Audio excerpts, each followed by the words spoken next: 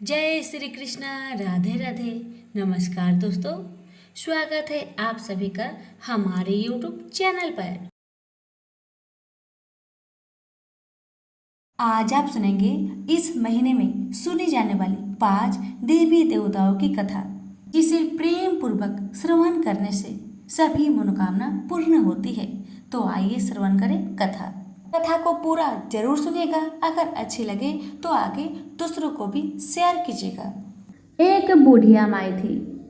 वह मिट्टी की गणेश जी की पूजा करती थी।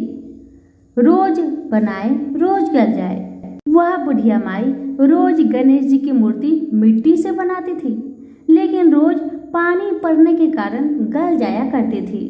एक दिन की बात है, बुढ़िया माई कहीं जा रही थी। उसने देखा कि एक सेठ का मकान बन रहा था, तो वह कारीगर से बोली, भैया क्या आप मेरे लिए पत्थर का गणेश जी बना देंगे? तो कारीगर बोले, जितने देर में हम तेरे पत्थर का गणेश जी बनाएंगे उतने देर में तो हमारी दीवार बन जाएगी, इसलिए हमारे पास समय नहीं है, तुम जाओ किसी और को बोलना। बुढ़िया फिर से कहने लगी, भैया कृपा करके मेरे लिए गणेश जी की मूर्ति बना दो, आपकी बहुत भला होगा। लेकिन वह कारीगर एक न सुना। बस क्या था, बुढ़िया माई को गुस्सा आया और उन्होंने कहा कि भगवान करे तुम्हारी दीवार टेढ़ी हो जाए। कहते हैं ना, कभी कभी जो भी बात दिल से कह दिया जाए कभी कभी सच हो ही जाता है, और वैसा ही हुआ। अब तो कारीगर जितना भी दीवार को बनाता था, दीवार अपने आप टेढ़ी हो जाती थी। वह चिंता में पड़ गया, आखिरकार ये दीवार सीधी क्यों नहीं बन रही है। इस तरह करते करते शाम हो गया।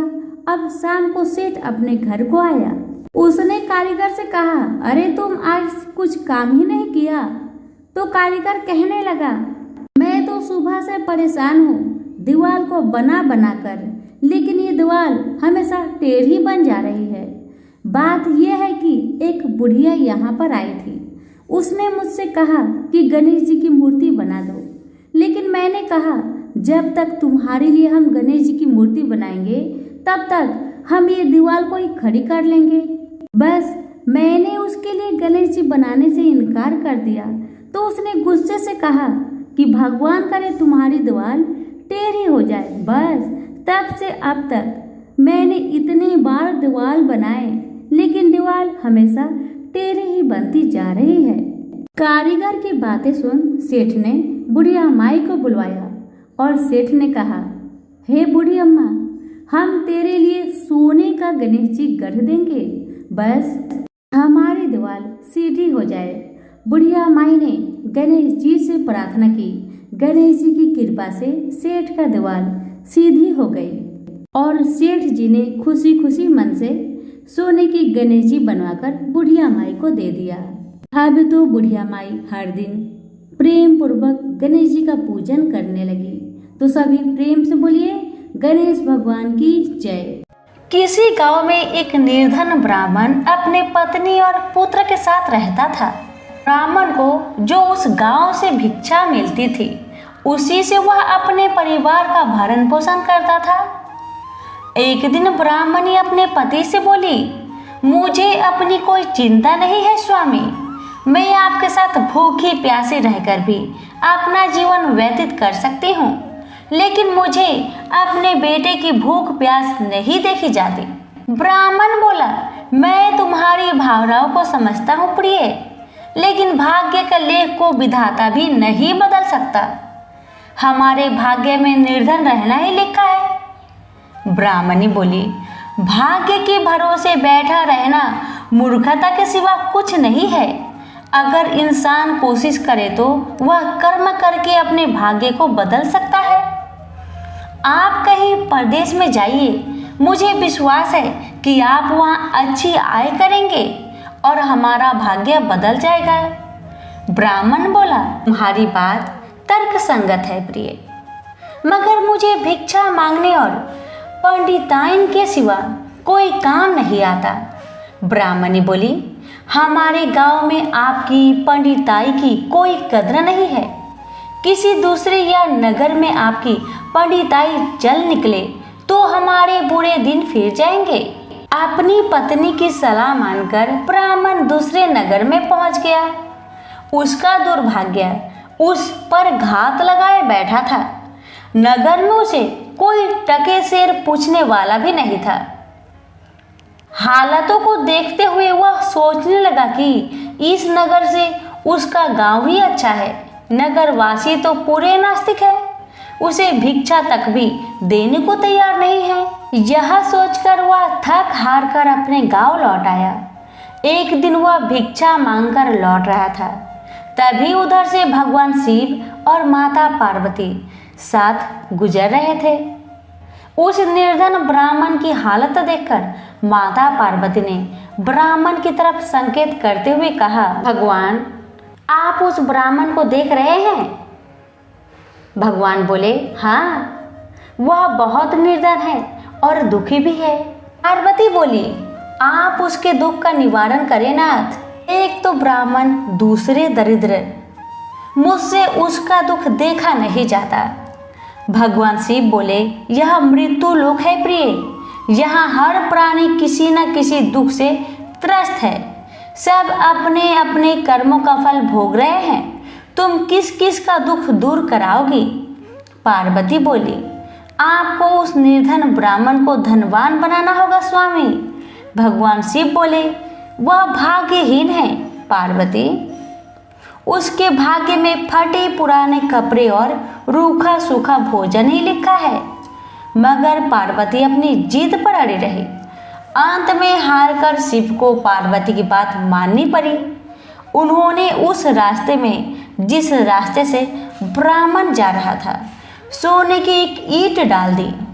अचानक ब्राह्मण को क्या सूझा, उसने सोचा कि वह आंखें बंद करके कितनी दूर तक चल सकता है।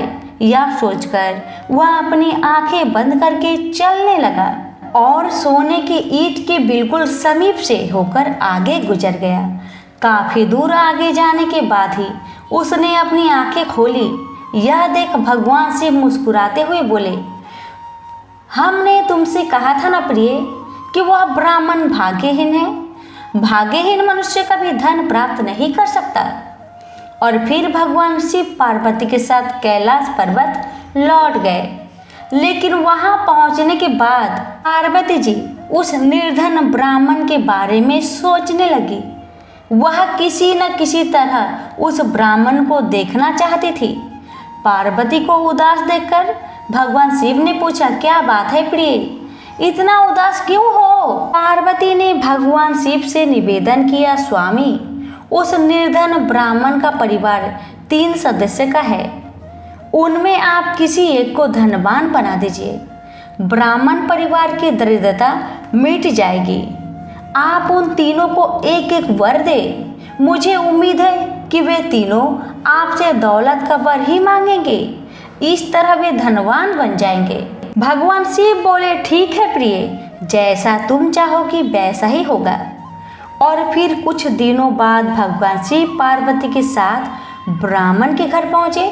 साक्षात भगवान शिव और माता पार्वती को देखकर ब्राह्मण परिवार आत्मा विभोर हो उठा।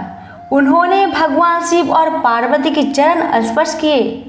शिव भगवान बोले, मैं तुम तीनों को एक एक वर देना चाहता हूँ। तुम तीनों अपनी इच्छा अनुसार वर मांग सकते हो।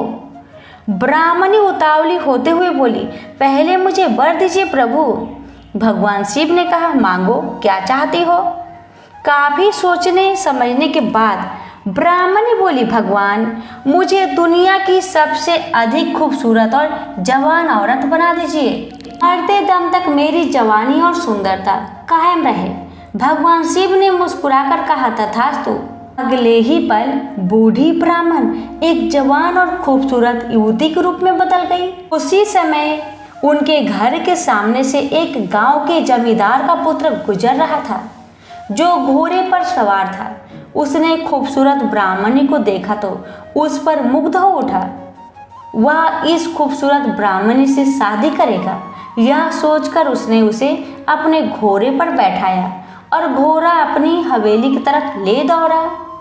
यह देख ब्राह्मण अपनी छाती पीटते हुए विलाप करने लगा। हाय मेरी पत्नी, भगवान शिव ने कहा, रो मत ब्राह्मण श्रेष्ठ, तुम भी मुझसे कोई वर मांग लो, जो मांगोगे तुम्हें मिलेगा। भगवान शिव सत्वाना देते हुए बोले, मेरी पत्नी को वापस बुला लीजिए प्रभु, मुझे इसके सिवा कुछ भी नहीं चाहिए। ब्राह्मण ने निवेदन करते हुए कहा। भगवान शिव बोले, तथास्तु। देखते ही देखते ब्राह्मण वहां खड़ी थी। अपनी पत्नी को अपने सामने देखकर ब्राह्मण राहत की सांस ली। भगवान शिव ने ब्राह्मण के पुत्र से कहा, तुम क्या वर मांगना चाहते हो बेटा? ब्राह्मण पुत्र ने काफी सोचने समझने के बाद कहा, भगवान मुझे कुछ नहीं चाहिए, लेकिन आप मेरे माँ को पहले जैसे बूढ़ी बना दीजिए। भगवान ने कहा, तथास्तु। भगवान शिव ने कहा और अगले ही पल ब्राह्मणी पहले के समान बूढ़ी हो गई। ब्राह्मण परिवार की मूर्खता पर पार्वती ने अपने माथा पीट लिया।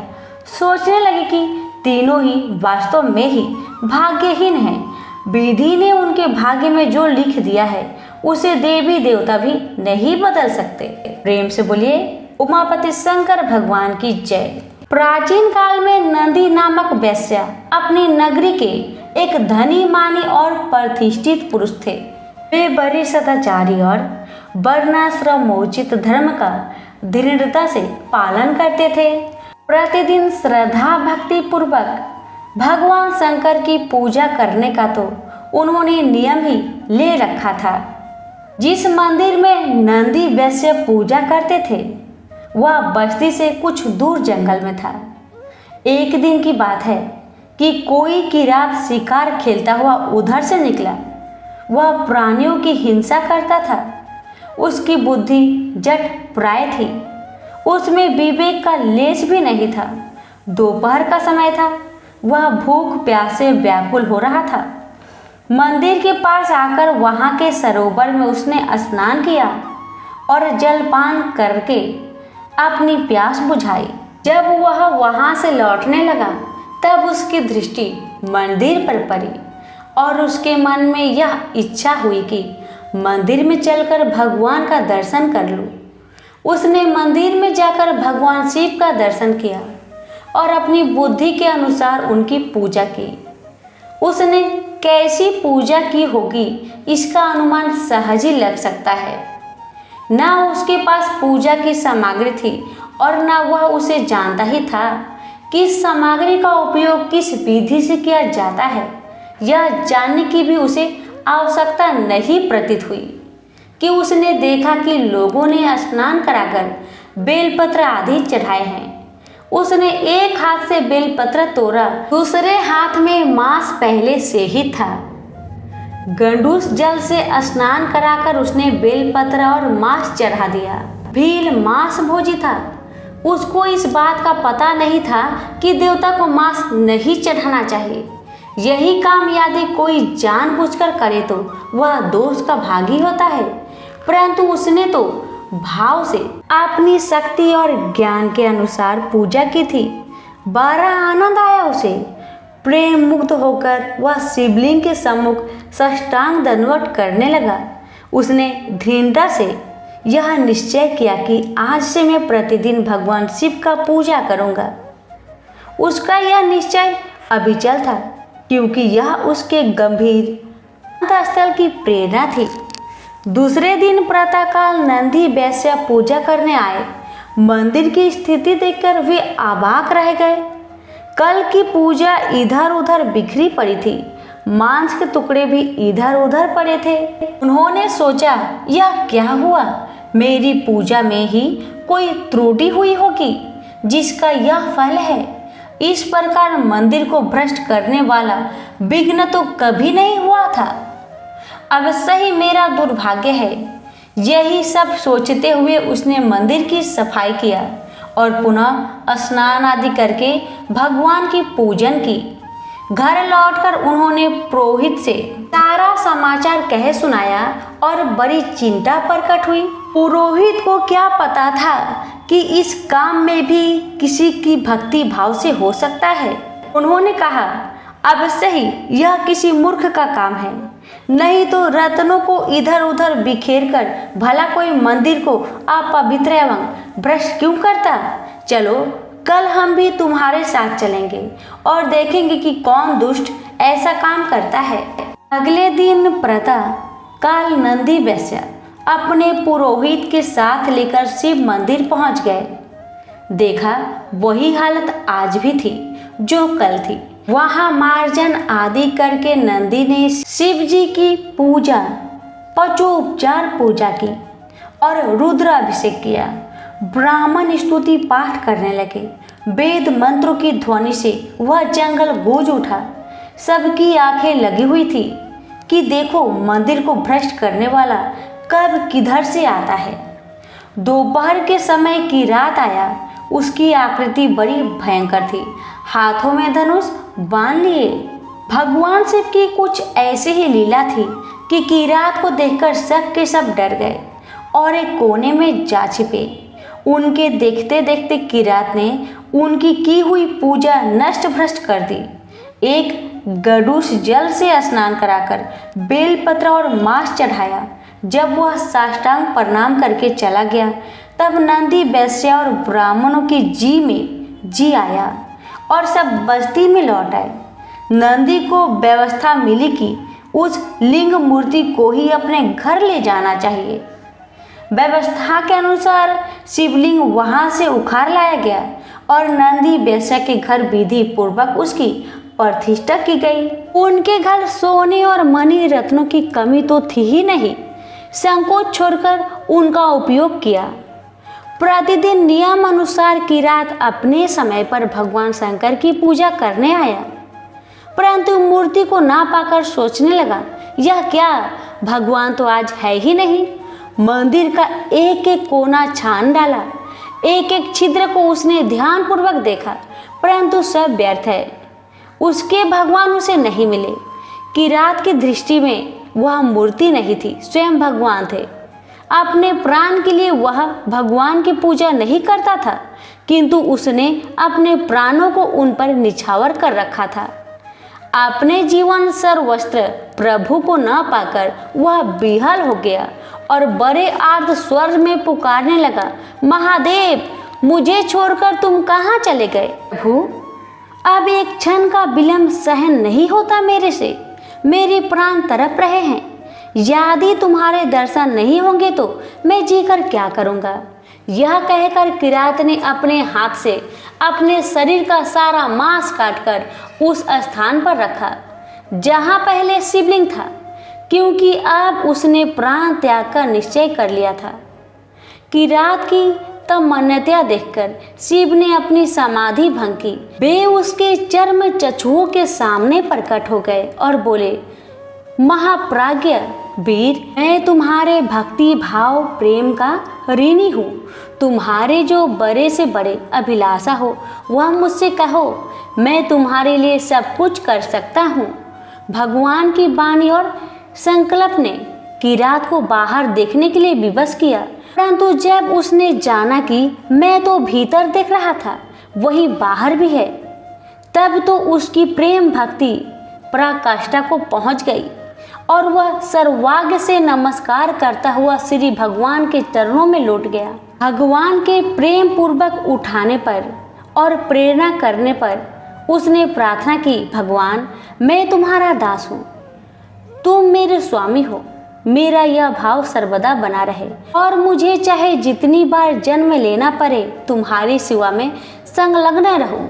किरात की निष्काम प्रेम पूर्वक प्रार्थना सुनकर भगवान बहुत प्रसन्न हुए और उन्होंने सदा के लिए उसे अपना पार्षद बना लिया। उसे पार्षद रूप में प्राप्त करके भगवान शंकर को बड़ा आनंद हुआ और वे अपने उल्लास को प्रकट करने के लिए डमरू बजाने लगे। भगवान शंकर के डमरू के साथ ही तीनों लोकों में भेरी, शंख, मृदंग और नगारे बजने लगे।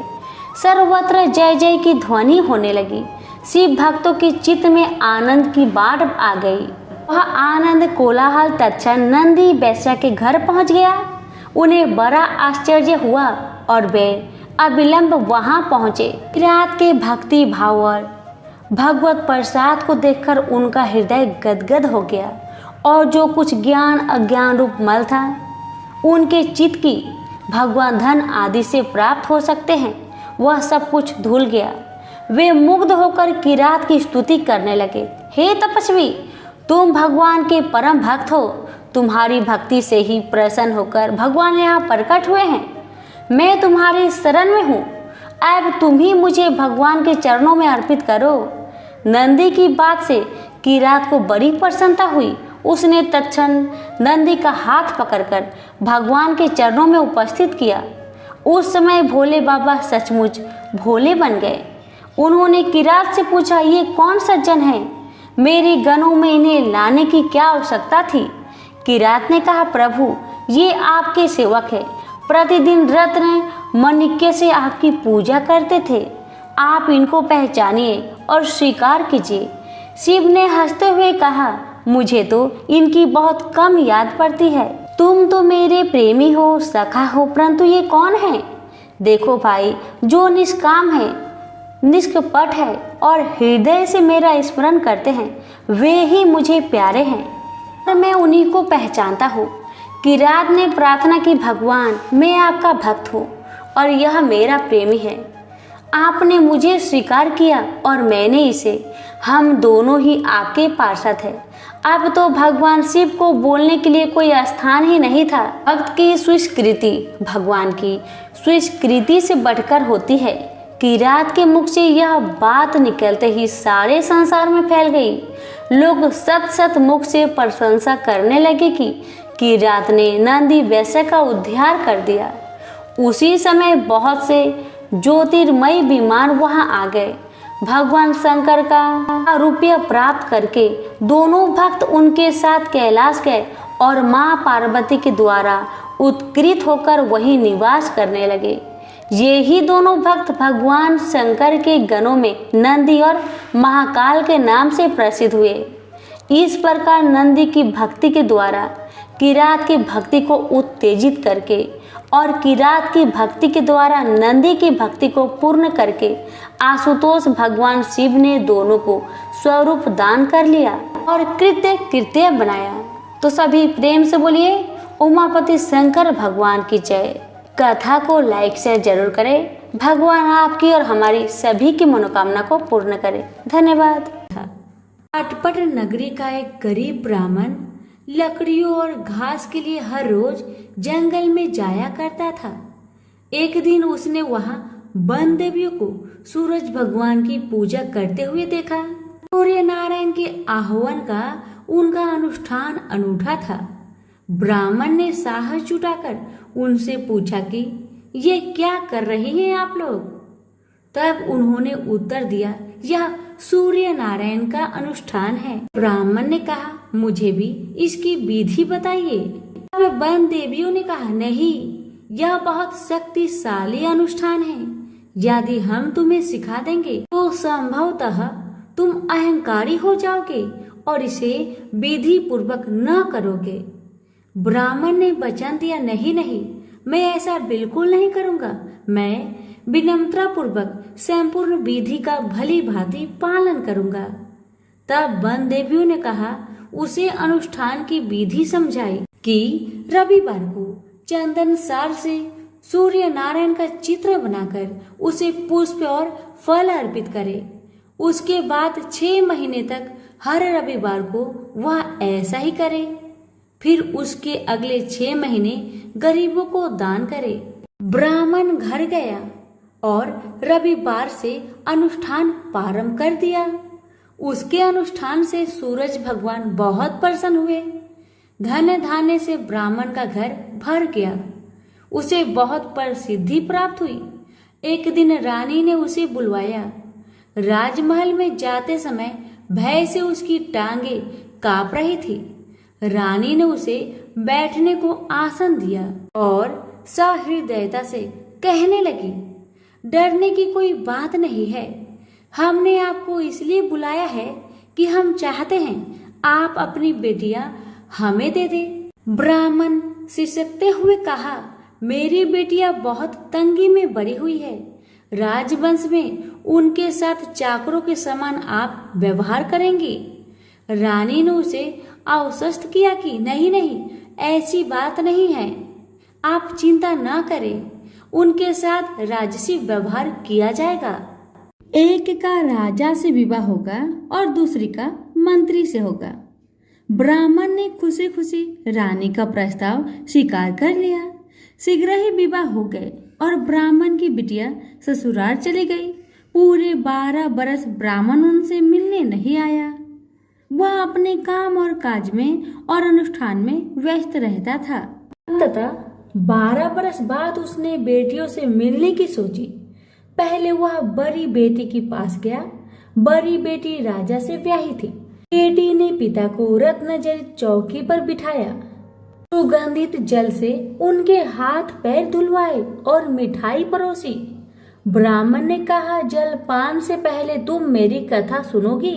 पर बेटी ने कहा, नहीं बाबा, आज मुझे अवकाश नहीं। महाराज अखेट के लिए प्रस्थान करने वाले हैं, मुझे उनके खाने की व्यवस्था करनी होगी। ब्राह्मण को उसका व्यवहार बहुत अशिष्ट लगा। वह क्रोध होकर वहां से चल पड़ा। ब्राह्मण वहां से छोटी बेटी के पास गया जो कि मंत्री से ब्याही गई थी। बेटी पिता को देखकर बहुत प्रसन्न हुई। बेटी ने उसे नक्काशीदार चौकी पर बिठाया, सुगंधित जल से हाथ पांव धुलवाए और उनके खाने के लिए मिठाई लेकर आई। ब्राह्मण ने कहा, बेटी, जलपान से पहले तुम्हें मेरी कथा सुननी होगी। बेटी ने कहा, हाँ अवश्य बाबा, कथा सुनकर मुझे प्रसन्नता होगी। यह कहकर वह घर के भीतर जाकर 6 मोती लेकर आई। 3 मोती पिता के हाथ पर रखे और 3 अपने हाथ में रखे। यह कथा ब्राह्मण ने आज से पहले किसी को नहीं सुनाई थी। उसने बेटी को बताया कि कैसे वह वन देवियों से मिला और कैसे उन्होंने उसे सूर्य नारायण का अनुष्ठान पूजन विधि बताया। बेटी ने एक एक शब्द को बड़े ध्यान से सुना। फिर ब्राह्मण ने मुदित मन से जलपान ग्रहण किया और घर लौट आया। पंडिताइन ने बेटी की कुशल क्षेम पूछी। ब्राह्मण ने उसे सारी बातें बताई और कहा कि बड़ी वाली मेरी बेटी ने मेरी कथा नहीं सुनी, उसे इसका फल भुगतना पड़ेगा। और वही हुआ। उसका पति सेना लेकर दूसरे राज्य पर आक्रमण करने गया था और वापस नहीं लौटा, पर दूसरी बेटी ने उसकी कथा सुनी थी, सो वह सुखी थी। उसकी समृद्धि दिनों दिन बढ़ती गई। दुर्भाग्य से बड़ी बेटी का पिंड नहीं छोड़ा। उसके लिए एक एक दिन काटना दूभर हो गया था। एक दिन उसने अपने बड़े बेटे से कहा, घर में कुछ नहीं है, अपनी मौसी के पास जाओ और कोई उपहार लेकर आओ, वह जो दे घर ले आना। अगले रविवार को राजकुमार मौसी के घर गया। वहां वह तालाब पर गया और स्नान करने आई औरतों से पूछा, तुम किसके यहाँ काम करती हो? उन्होंने उत्तर दिया, हम मंत्री की पत्नी की दासियां हैं। राजकुमार ने कहा, अपनी मालकिन से जाकर कहो कि उनकी बहन का बेटा आया है।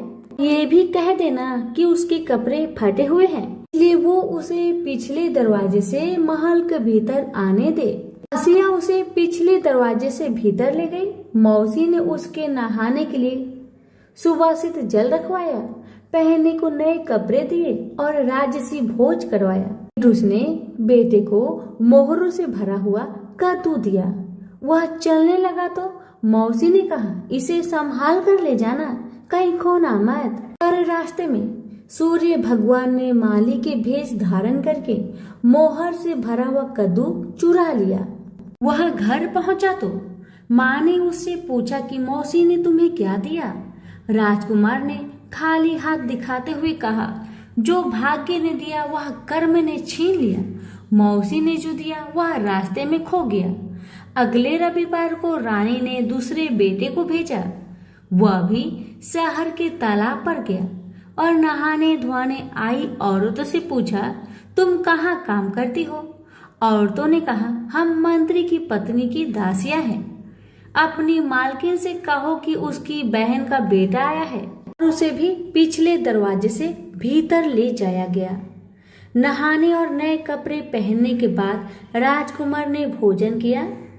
वह चलने लगा तो मौसी ने उसे मोहर से भरी हुई खोखली छड़ी दी और बोली, इसे संभाल कर ले जाना, कहीं खोना मत। रास्ते में सूरज भगवान ग्वाले का रूप धरकर आए और उसकी छड़ी चुरा लिए। वह घर पहुंचा तो रानी ने उससे पूछा कि मौसी ने तुम्हें क्या दिया। राजकुमार ने खाली हाथ दिखाकर कहा, जो भाग्य ने दिया वह कर्म ने छीन लिया। तीसरे रविवार को रानी ने तीसरे बेटे को भेजा। वह भी सीधे तालाब पर गया। मौसी ने उसकी भी वैसे ही खातिरदारी की। उसे नहलवाया, कपड़े दिए और खाना खिलाया। चलते समय उसने उसे मोहर से भरा हुआ खोखला नारियल दिया और कहा, इसे संभाल कर ले जाना, खोना मत। रास्ते में राजकुमार कुएं की जगह पर सुस्ताने के लिए रुका। जैसे ही उसने नारियल जगत पर रखा, वह लुढ़क कर कुएं में गिर गया। छपाक। वह घर पहुंचा तो रानी माँ ने पूछा कि वह क्या लाया है। राजकुमार ने जवाब दिया, जो भाग्य ने दिया वह कर्म ने छीन लिया। चौथा राजकुमार गया, तब भी वही हुआ। उसे मोहर से भरा हुआ कुल्हड़ मिला, जिसे सूर्य नारायण चील बनकर झपट ले गए। पांचवें रविवार को रानी खुद गई और जाकर तालाब पर खड़ी हो गई। छोटी बहन उसे खुद लेने के लिए आई और पिछले दरवाजे से घर में ले गई। नहलाने के बाद बताया कि उसकी विपत्ति का कारण यह है कि उसने बाबा की कथा सुनने से मना कर दिया था। फिर उसने दीदी को पूरी कथा सुनाई। रानी ने बहुत ध्यान से कथा सुनी और रविवार व्रत करने तक बहन के पास ही रही और दोनों बहनें बहुत ही श्रद्धा भक्ति के साथ सूरज भगवान की आराधना करती। रानी का अनुष्ठान पूरा भी नहीं हुआ था कि उसके दिन फिर गए। उसे समाचार मिला कि वर्षों की युद्ध के बाद उसके पति विजयी होकर अकूट धन लेकर साथ लौट रहे हैं। राजधानी लौटते हुए राजा अपनी साली और बहू से मिलने के लिए वहां रुका। जब उसने सुना कि उसकी रानी भी यही है, तो उसे लेने के लिए उसने पालकी और कुछ दासियां भेजी। नन्हे भांजे चिल्लाते हुए रानी के पास आए और कहने लगे, मौसी मौसी, तुम्हें लेने के लिए छत्र वाली पालकी आई है, साथ में हाथी, घोड़े और सैनिक भी है। सब देखने के लिए बाहर भागे। बरसों की विरह और व्यथा के उपरांत राजा और रानी ने एक दूसरे का हालचाल पूछा। बहनों ने एक दूसरे को मूल्यवान उपहार और रेशमी वस्त्र दिए। अगले दिन राजा और रानी ने अपने राजधानी के लिए प्रस्थान किया। पहले पड़ाव पर जब खाना बन गया तो रानी ने राजा के लिए और अपने लिए थाल परोसे। तभी उसे बहन से सुनी हुई कथा याद आई। उसने नौकरों को आदेश दिया कि वे पास के गांव में जाए और किसी निर्धन को लाए जो भूखा हो। गांव में उन्हें ऐसा कोई नहीं मिला, पर वापस आते समय उन्हें एक भूखा लकड़हारा मिल गया। वे उन्हीं को रानी के पास ले आए।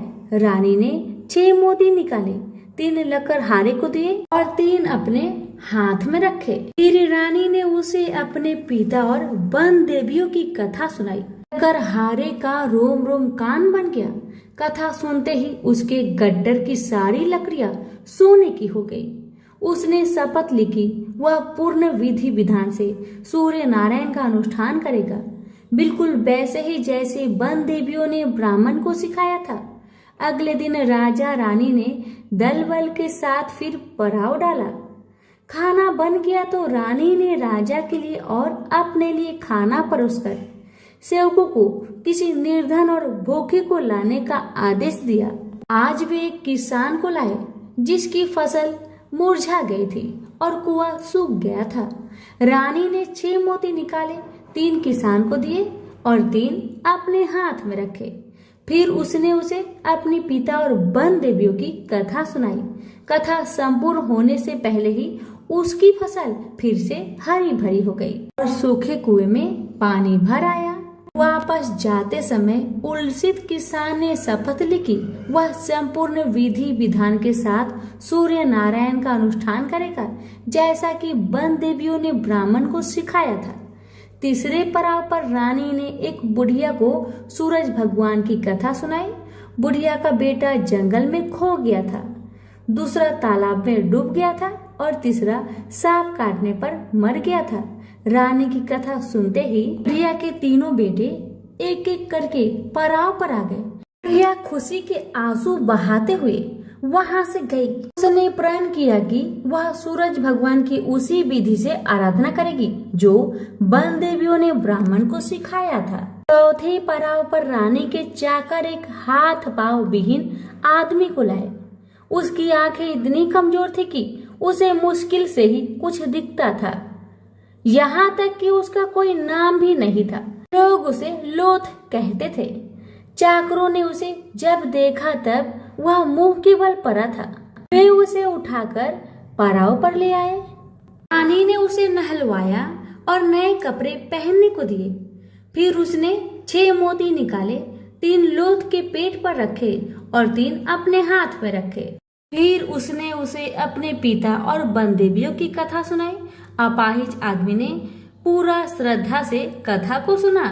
कथा सुनते ही उसके हाथ पैर निकल आए और इसके आंखों की ज्योत भी लौट आई। वो भी जाते समय अति प्रसन्न होकर गया। उसने शपथ लिया कि वह सूर्य नारायण की विधि पूर्वक आराधना करेगा जैसे कि वन देवियों ने ब्राह्मण को बताया था। अगले दिन राजा और रानी अपनी राजधानी पहुंच गए। वे महल में भोजन करने के लिए बैठे तो सूरज भगवान स्वयं प्रकट हुए और उनके साथ भोजन करने की मनसा दर्शाई। राजन ने महल के सारे दरवाजे खुलवा दिए और अनेकानेक उत्कृष्ट व्यंजन बनाने का आदेश दिया। प्रत्येक पकवान को 6 अलग अलग खुशबुओं के साथ परोसा गया। सूर्य नारायण और राजा खाने के लिए बैठे। सूर्य नारायण को पहले कौर में ही एक लंबा वाल दिखा। वह क्रोधित होकर चिल्लाए, यह किस अधम स्त्री का वाल है। रानी भय से पीली पड़ गई। उसे याद आया कि अपनी विपत्ति के 12 वर्षों में वह उल्टे के नीचे बैठकर कंघी किया करती थी। संभवतः वह उसी का वाल है।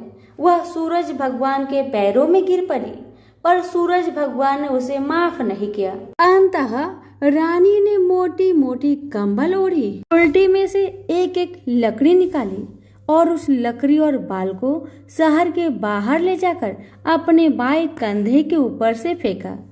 तब कहीं सूर्य नारायण का क्रोध शांत हुआ और उन्होंने भोजन ग्रहण किया।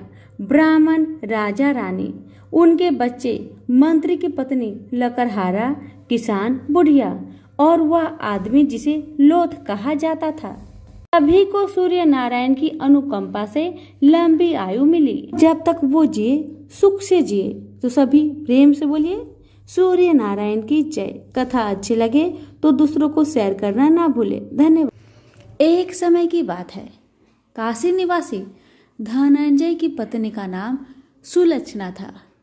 उसे अन्य सब सुख प्राप्त थे, केवल निर्धनता ही उसके दुख का कारण था। यह दुख उसे हर समय सताता था। एक दिन सुलक्षणा पति से बोली, स्वामी आप कुछ उद्यम करो तो काम चले, इस प्रकार कब तक काम चलेगा।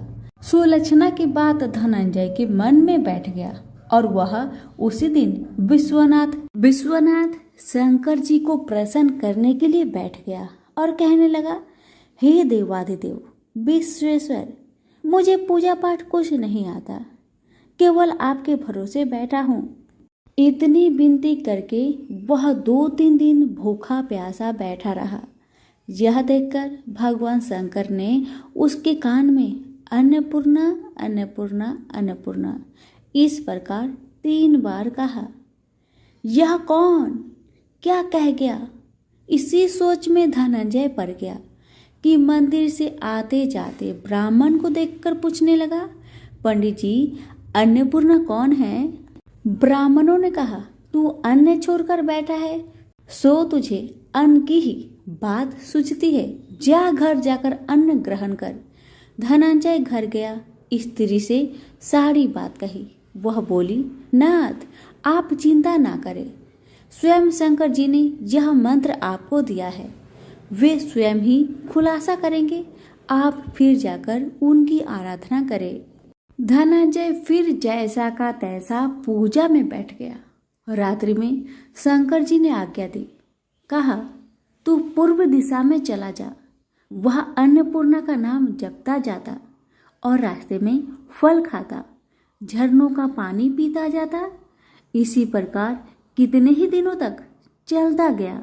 वहां उसे चांदी सी चमकती वन की शोभा दिखने में आई। सुंदर सरोवर दिखने में या उसके किनारे कितनी ही अप्सराएं झुंड बनाए बैठी थी और सब माँ अन्नपूर्णा इस प्रकार बार बार कहती थी। यह अगहन मास की उजेली रात्रि थी और आज से ही व्रत का ये आरंभ था। जिस शब्द की खोज करके वह निकला था वह उसे वहां सुनने को मिला। धनंजय ने उनके पास जाकर पूछा, हे देवियों, आप यह क्या कर रही हो? उन सब ने कहा, हम सब माँ अन्नपूर्णा का व्रत करते हैं। व्रत करने से क्या होता है? यह किसी ने किया भी है? इसे कब किया जाए? कैसा व्रत है और कैसी विधि है? मुझे भी कहो। वे कहने लगी, इस व्रत को सब कोई कर सकता है। 21 दिन तक के लिए 21 गांठ का सूत लेना चाहिए। 21 दिन या दिन ना बने तो एक दिन उपवास करे, या भी ना बने तो केवल कथा सुनकर प्रसाद ले। निराहार रहकर कथा कहे, कथा सुनने वाला कोई ना मिले तो पीपल के पत्तों को रख, सुपारी या घृत कुमारी वृक्ष को सामने कर, दीपक को साक्षी कर, सूर्य, गाय, तुलसी या महादेव को बिना कथा सुनाए मुख में दाना न डाले। यदि भूल से कुछ बढ़ जाए तो एक दिवस फिर उपवास करे। व्रत के दिन क्रोध ना करे और झूठ ना बोले। धनंजय बोला, इस व्रत के करने से क्या होगा? वे कहने लगी, इसके करने से अंधों को नेत्र मिले, लूलों को हाथ मिले, निर्धन के घर धन आए, बाझिन को संतान मिले, मूर्खों को विद्या आए। जो जिस कामना से व्रत करे माँ उसकी इच्छा पूरी करती है। वह कहने लगा, बहनों, मेरे भी धन नहीं है, विद्या नहीं है, कुछ भी तो नहीं है। मैं तो दुखिया ब्राह्मण हूँ, मुझे इस व्रत का सूत दोगी? हाँ भाई, तेरा कल्याण हो, तुझे देगी। ले, इस व्रत का मंगल सूत्र ले। धनंजय ने व्रत किया। व्रत पूरा हुआ तभी सरोवर में से 21 खंड की स्वर्ण सीढ़ी हीरा मोती जड़ी प्रकट हुई। धनंजय जय अन्नपूर्णा अन्नपूर्णा कहता जाता था। इस प्रकार कितनी ही सीढ़ियां उतर गया तो क्या दिखता है कि करोड़ों सूर्य से प्रकाशमान अन्नपूर्णा माँ का मंदिर है। उसके सामने स्वर्ण सिंहासन पर माता अन्नपूर्णा विराजमान है। सामने भिक्षा हेतु शंकर भगवान खड़े हैं। देवगनाएं चंवर डुलाती है। कितनी ही हथियार बांधे पहरा देती है। धनंजय दौड़कर जगदम्बा के चरणों में गिर गया। देवी उसकी मन का कलेश जान गई। धनंजय कहने लगा, माता, आप तो अंतर्यामिनी हो, आपको अपनी दशा क्या बताऊं? माता बोली, मेरा व्रत किया है, जा, संसार तेरा सत्कार करेगा। माता ने धनंजय की जिह्वा पर बीज मंत्र लिख दिया। अब तो उसके रोम रोम में विद्या प्रकट हो गई। इतने में क्या देखता है कि वह काशी विश्वनाथ के मंदिर में खड़ा है। माँ का वरदान ले धनंजय घर आया। सुलक्षणा से सब बात कही। माता जी की कृपा से उसके घर में संपत्ति उमड़ने लगी। छोटा सा घर बहुत बड़ा गिना जाने लगा। जैसे शहद के पत्तों में मक्खियाँ जमा होती है, उसी प्रकार उनके सगे संबंधी आकर उसकी बड़ाई करने लगे। कहने लगे, इतना धन और इतना बड़ा घर, सुंदर संतान नहीं हो तो इस कमाई का कौन भोग करेगा? सुलक्षणा से संतान नहीं है, इसलिए तुम दूसरा विवाह करो। अनिच्छा होते हुए भी धनंजय को दूसरा विवाह करना पड़ा और सती सुलक्षणा को सौत का दुख उठाना पड़ा। इस प्रकार दिन बीतते गया। फिर अगहन मास आया। नए बंधन से बधे पति से सुलक्षणा ने कहलाया कि हम व्रत के प्रभाव से सुखी हुए हैं, इस कारण यह व्रत छोड़ना नहीं चाहिए। यह माता जी का प्रताप है जो हम इतने संपन्न और सुखी है। सुलक्षणा की बात सुन धनंजय उसके यहाँ आया और व्रत में बैठ गया।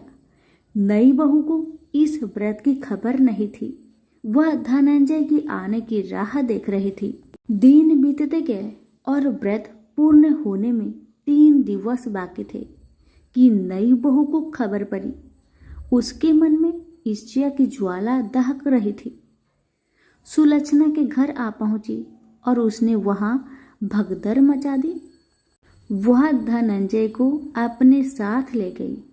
नए घर में धनंजय को थोड़ी देर के लिए निंद्रा ने आ दबाया। इसी समय नई बहू ने उसका व्रत का सूत तोड़कर आग में फेंक दिया। अब तो माताजी का कोप जाग गया। घर में अकस्मात आग लग गई। सब कुछ जलकर खाक हो गया।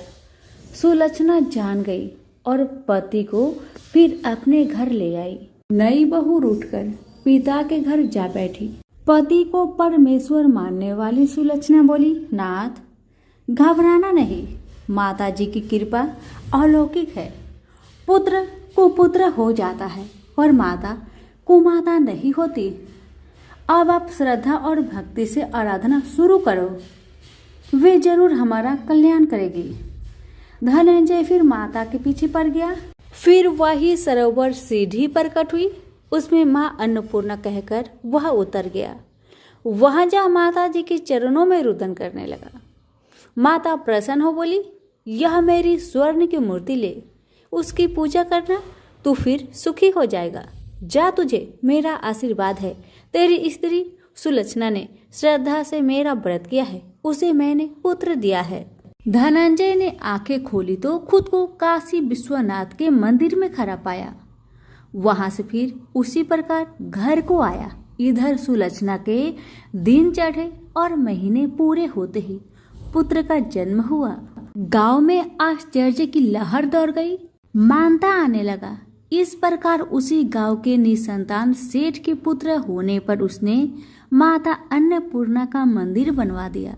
उसमें माताजी धूमधाम से पधारी, यज्ञ किया और धनंजय को मंदिर का आचार्य का पद दे दिया। जीविका के लिए मंदिर की दक्षिणा और रहने के लिए बड़ा सा सुंदर भवन दिया। धनंजय स्त्री पुत्र सहित वहां रहने लगा। माताजी की चढ़ावे में भरपूर आमदनी होने लगी। उधर नई बहू के पिता के घर डाका पड़ा, सब लूट गया। वे भीख मांगकर पेट भरने लगे। सुलक्षणा ने यह सुना तो उन्हें बुलावा भेजा, अलग घर में रख लिया और उनके अन्न वस्त्र का प्रबंध कर दिया। धनंजय, सुलक्षणा और उसका पुत्र माताजी की कृपा से आनंद से रहने लगे। माताजी ने जैसे इनके भंडार भरे वैसे सबके भंडार भरे। प्रेम से बोलिए, अन्नपूर्णा माता की जय हो। लक्ष्मी माता और अलक्ष्मी की कहानी।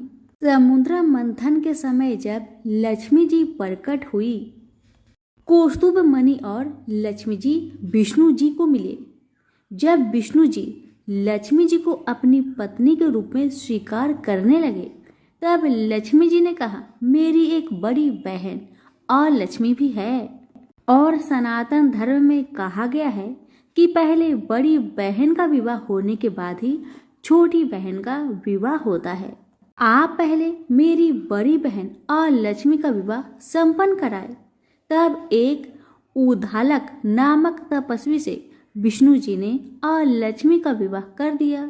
और लक्ष्मी के लाल नेत्र, दुर्बल शरीर, रूखे बाल थे, किंतु विष्णु जी के वाक्य के अनुसार उद्धालक ने उनसे विवाह किया और उन्हें अपने आश्रम ले गए।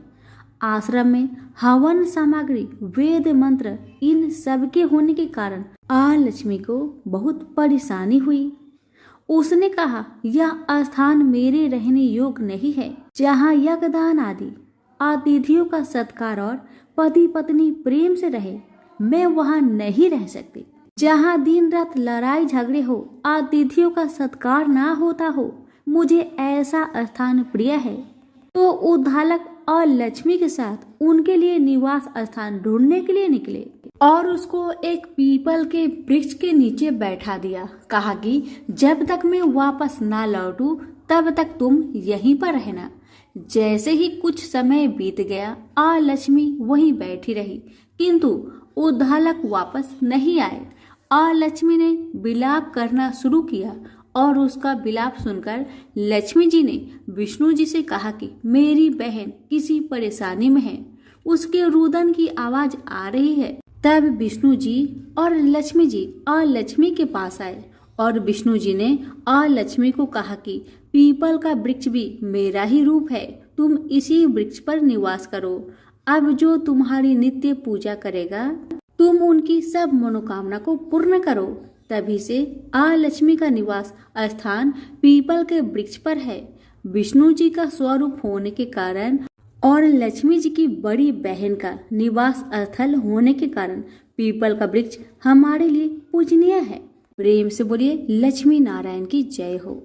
वज्र भूमि में भगवान श्री कृष्ण के एक परम भक्त रहते थे। उनका नाम था कुंभदास। कुंभदास का एक पुत्र था रघुनंदन। कुंभदास हर समय प्रभु श्री कृष्ण की भक्ति में लीन रहते थे और पूरे नियम से भगवान की सेवा करते थे। वे उन्हें छोड़कर कहीं नहीं जाते थे ताकि उनकी सेवा में कोई विघ्न न हो जाए। एक दिन वृंदावन से उनके लिए भगवत कथा करने का न्योता आया। पहले तो उन्होंने मना कर दिया, लेकिन लोगों के जोर देने से वे कथा के लिए जाने को तैयार हो गए।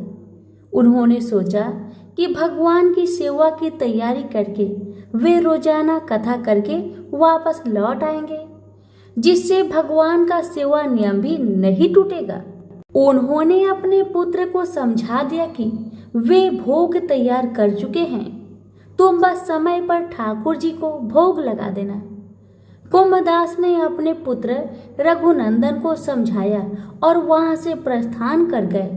जब बालक का रूप धारण कर भोजन करने आए श्री कृष्ण, रघुनंदन ने भोजन की थाली ठाकुर जी के सामने रखी और सरल मन से आग्रह किया कि ठाकुर जी आओ और भोग लगाओ। उसके बाल मन में यह छवि थी कि वे आकर अपने हाथों से भोजन करेंगे। हम सभी भोजन करते हैं। उसने बार बार ठाकुर जी से आग्रह किया, लेकिन भोजन तो वैसा का वैसा ही रखा रहा। अब रघुनंदन उदास हो गया और रोते हुए पुकारा कि ठाकुर जी आओ और भोग लगाओ। जिसके बाद ठाकुर जी ने एक बालक का रूप धारण किया और भोजन करने बैठ गए। ये हर्ष देख रघुनंदन भी प्रसन्न हो गया। रात को जब कुंभदास जी ने लौटकर पूछा, बेटा तुमने ठाकुर जी को भोग लगाया था? रघुनंदन ने कहा, हाँ। उन्होंने प्रसाद मांगा तो पुत्र ने कहा कि ठाकुर जी ने सारा भोजन खा लिया। उन्होंने सोचा कि बच्चे को भूख लगी होगी तो सारा भोजन उसने ही खा लिया होगा। अब तो ये रोज का नियम हो गया कि कुंभदास जी भोजन की थाली लगाकर जाते और रघुनंदन ठाकुर जी को भोग लगाते और जब वे वापस लौट कर आते तो वो प्रसाद मांगते। उन्हें एक ही जवाब मिलता कि ठाकुर जी सारा भोजन खा लिए। कुंभदास जी को अब लगने लगा कि पुत्र झूठ बोलने लगा है। कुंभदास ने एक दिन लड्डू बनाकर थाली में सजा दिए और छिपकर देखने लगे कि बच्चा क्या करता है। रघुनंदन ने रोज की तरह ही ठाकुर जी को पुकारा तो ठाकुर जी बालक के भेष में प्रकट होकर आए और लड्डू खाने लगे। यह देखकर कुंभदास जी दौड़ते हुए आए और प्रभु के चरणों में गिरकर विनती करने लगे। उस समय ठाकुर जी के एक हाथ में लड्डू और दूसरे हाथ वाला लड्डू मुख में जाने को ही था कि वे जर हो गए। उसके बाद से ही उनकी इसी रूप में पूजा की जाती है और वे लड्डू गोपाल कहलाए जाने लगे। प्रेम से बोलिए लड्डू गोपाल की जय।